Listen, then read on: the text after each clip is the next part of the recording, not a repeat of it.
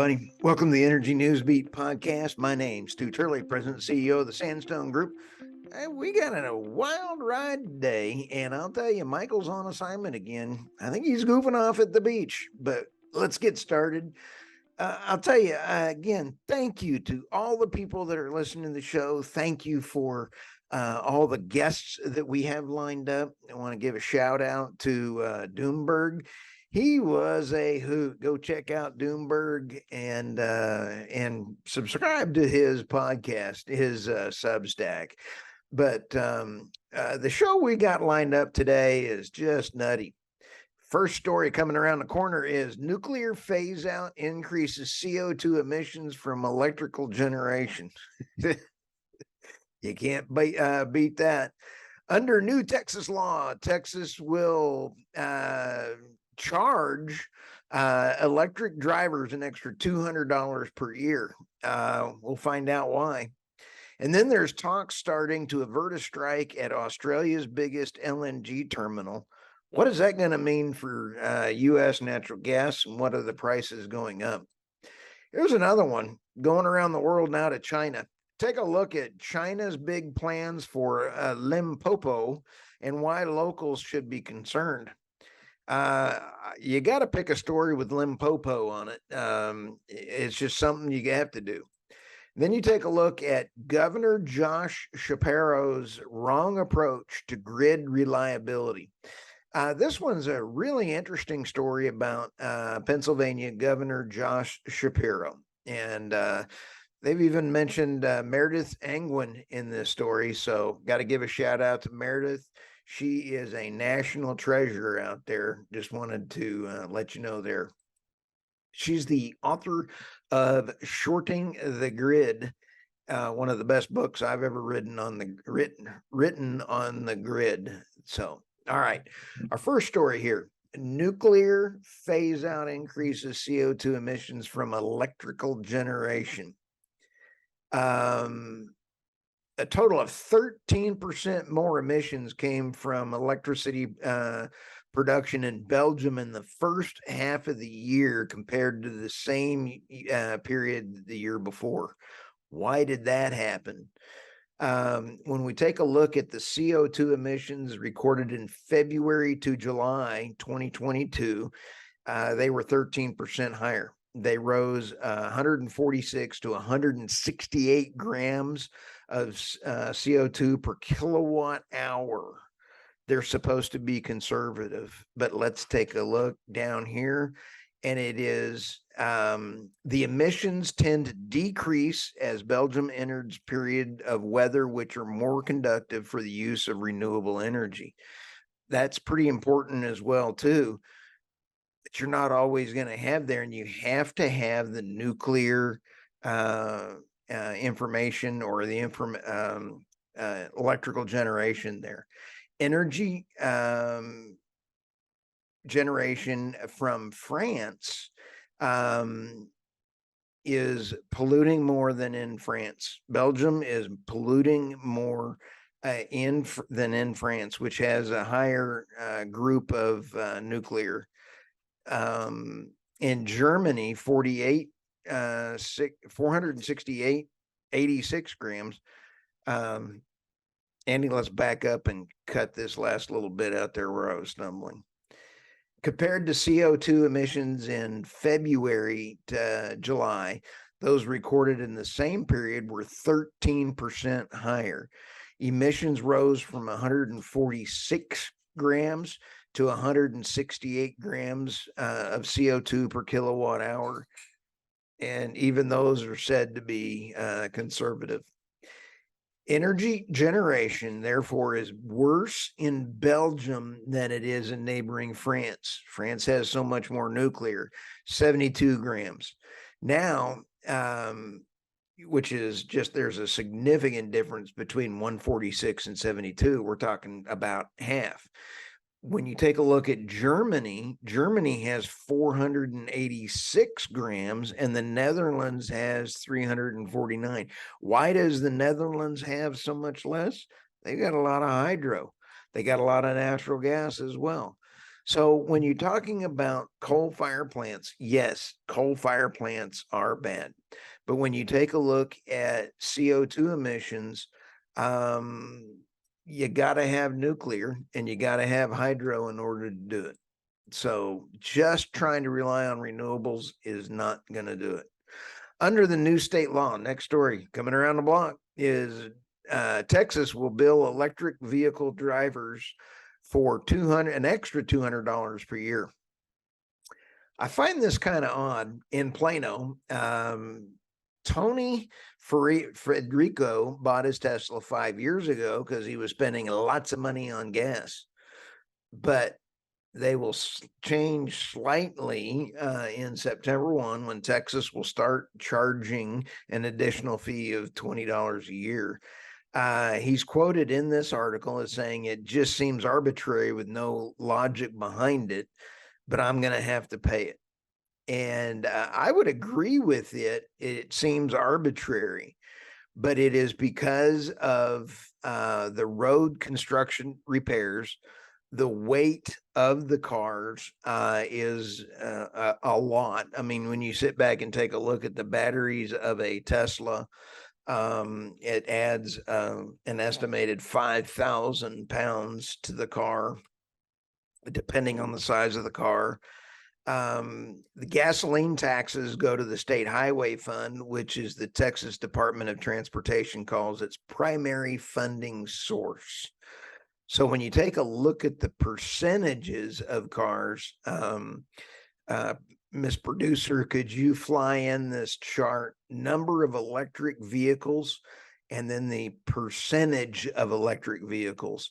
You can see the percentage is going up. And then when you take a look at the number of percentage of electric vehicles, it's less than 0.5%. Less than 0.5% of the vehicles in Texas were electric. So, hey, let's get more electric on the road. We got to fix the grid. And I think this is a good point. How are you going to repair the roads for all of the extra weight that they do apply? I kind of like it. I don't mind a electric car for a second car. I wouldn't be able to survive on an electric car with as much driving as I have to do. Talks start to avert strike at Australia's biggest LNG terminal. This one's pretty big. It is the biggest liquefied natural gas export in Australia. Australia supplying a lot to Asia.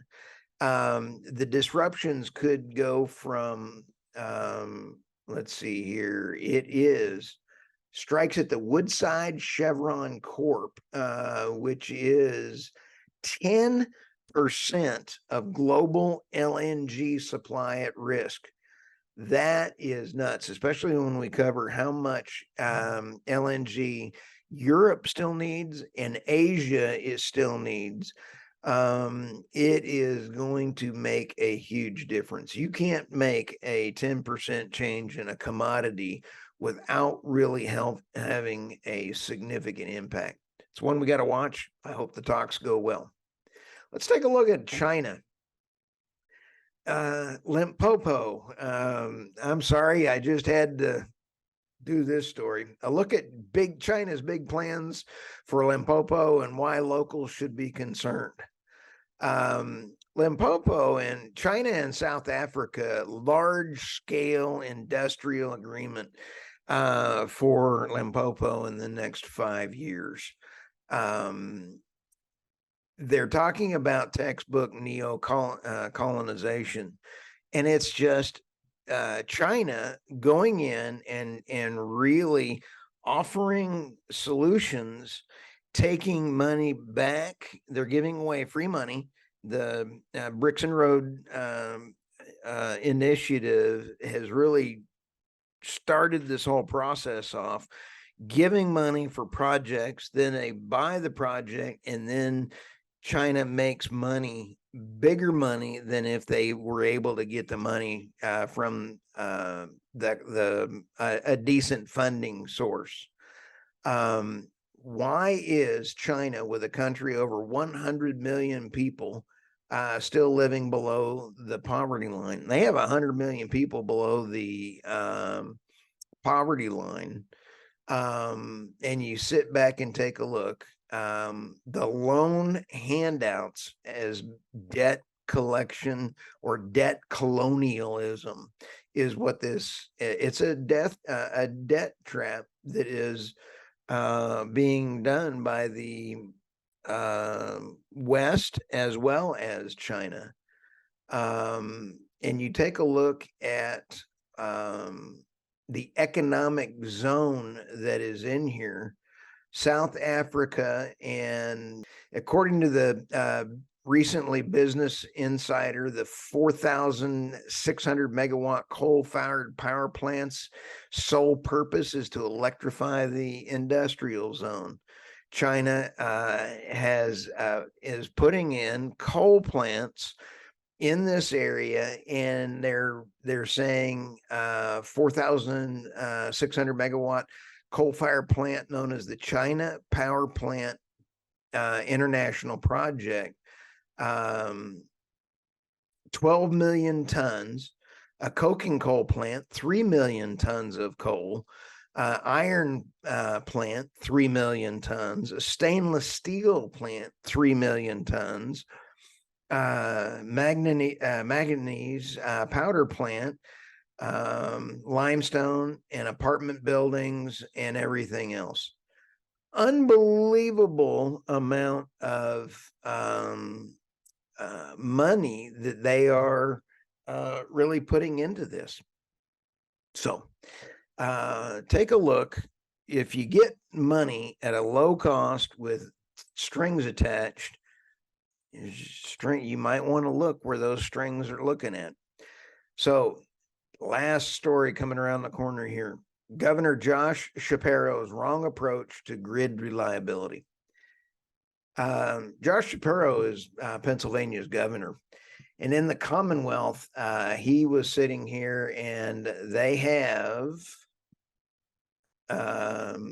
PJM, failure to keep the lights on with as little drama as reasonably possible during December's cold snap is the beginning of the reliability issues Pennsylvanians will face as the grid operator continues to accommodate more renewable energy while endorsing policies that speed up the retirement of nuclear or fossil fuel base capacity.